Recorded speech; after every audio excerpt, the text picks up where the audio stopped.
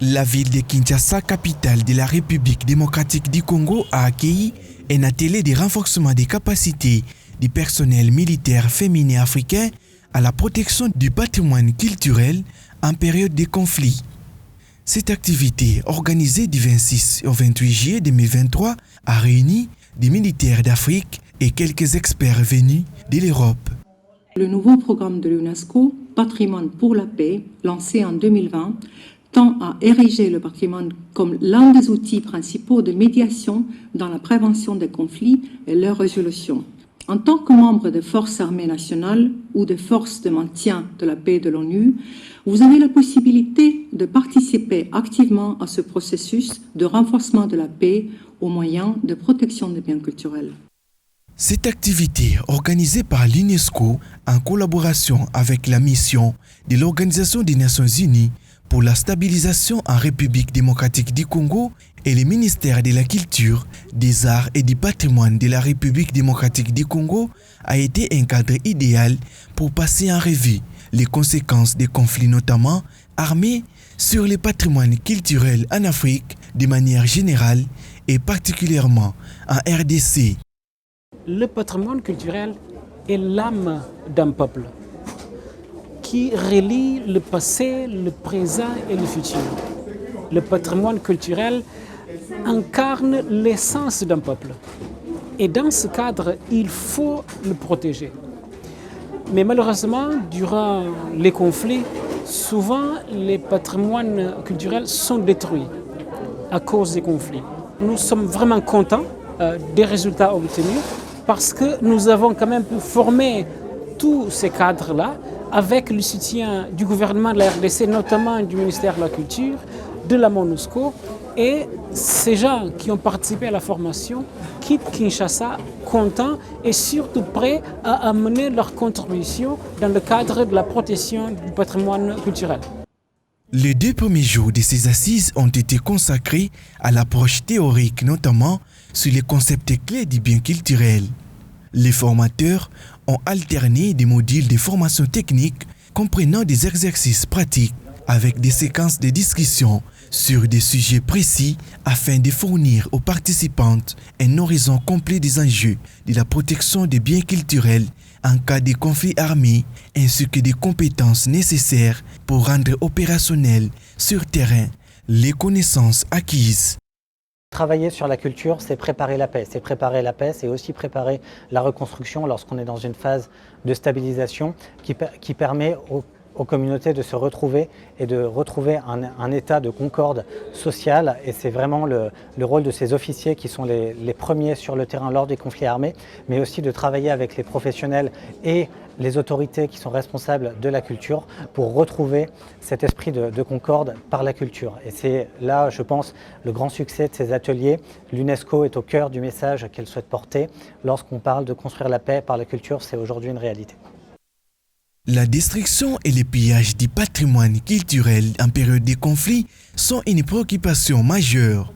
Le directeur du bureau de l'UNESCO en RDC, Isaïas Barreto da Rosa, souligne que le patrimoine culturel est le reflet de notre identité en tant que société.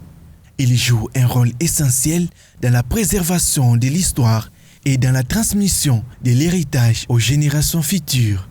De ces faits, ce patrimoine doit être préservé en toutes circonstances. La protection de notre patrimoine transcende les frontières géographiques. Nous ne préservons pas seulement des monuments, nous protégeons l'âme de notre peuple, les histoires de nos ancêtres et les expressions artistiques qui façonnent notre identité. Les enseignements ont été enrichis d'exemples des meilleures pratiques militaires applicables au cours des différentes phases d'une opération militaire. D'autres exercices ont permis aux forces armées nationales de l'Afrique orientale, centrale, occidentale et aux représentantes de la MONUSCO de maîtriser efficacement les obligations juridiques internationales pertinentes en matière de protection du patrimoine en temps de conflit armé. Donc si jamais au cours de vos opérations, de votre mission, vous êtes amené à protéger les biens culturels, vous pouvez demander à votre commandement de porter ces emblèmes et de porter ces cartes d'identité qui va clairement mettre en relief votre mission, votre mandat pour les biens culturels. Favorisant une meilleure compréhension des obligations juridiques et des techniques de protection des biens culturels, les formateurs sont confiants d'avoir créé une nouvelle génération de militaires féminins engagés dans la préservation du patrimoine mondial de l'UNESCO. On a pu mettre en œuvre et en pratique une protection des biens culturels. L'ensemble des participantes ont pu s'inspirer des cours qu'on a pu donner, que ce soit sur la connaissance du droit international, de la Convention de 1954 de l'UNESCO, mais aussi d'expériences pratiques qui ont été apportées par un différent nombre d'experts, qu'ils soient africains ou européens, avec des pratiques qui ont déjà été mises en œuvre sur le terrain, que ce soit par des officiers militaires, par des conservateurs ou du personnel académique, du personnel du monde du patrimoine. Elles ont pu s'inspirer de l'ensemble de ces exemples pour apporter une réponse efficace pour protéger les biens culturels. Ces cours théoriques et pratiques, organisés à l'attention des officiers supérieurs des forces armées et des polices nationales de l'Afrique orientale, centrale et occidentale, ainsi qu'aux représentantes de la MONUSCO, tombent à point nommé car, au regard de nombreuses crises et conflits persistants que connaît l'Afrique depuis plusieurs décennies, la protection du patrimoine culturel devrait désormais compter parmi les priorités. En toute chose, on doit garder que la notion du patrimoine implique l'acquisition et la transmission. On l'a hérité et on doit le transmettre. Mais comment est-ce qu'on peut transmettre un bien, un élément, si on ne s'est pas assuré qu'il est bien protégé?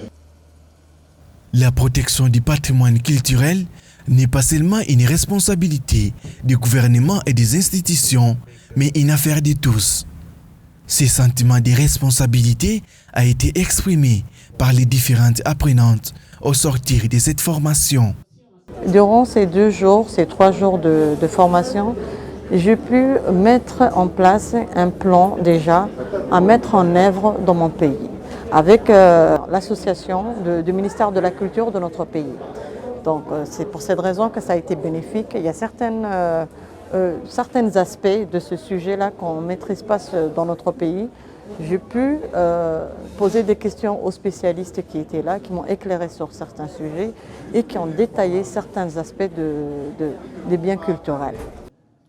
À en croire les organisateurs, cette initiative s'est inscrite dans les priorités de l'UNESCO pour l'Afrique et l'égalité des genres.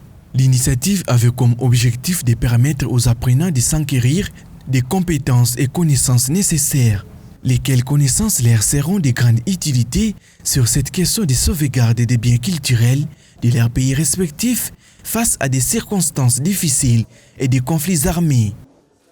Pour rendre l'utile à l'agréable, cet atelier de renforcement des capacités du personnel militaire féminin s'est clôturé par une visite guidée du Musée national de la République démocratique du Congo à Kinshasa. Les participantes ont dans ces sites culturels examiné tous les scénarios possibles à monter pour sécuriser et protéger cet endroit doté des objets culturels datant pour certains de plus de 100 ans.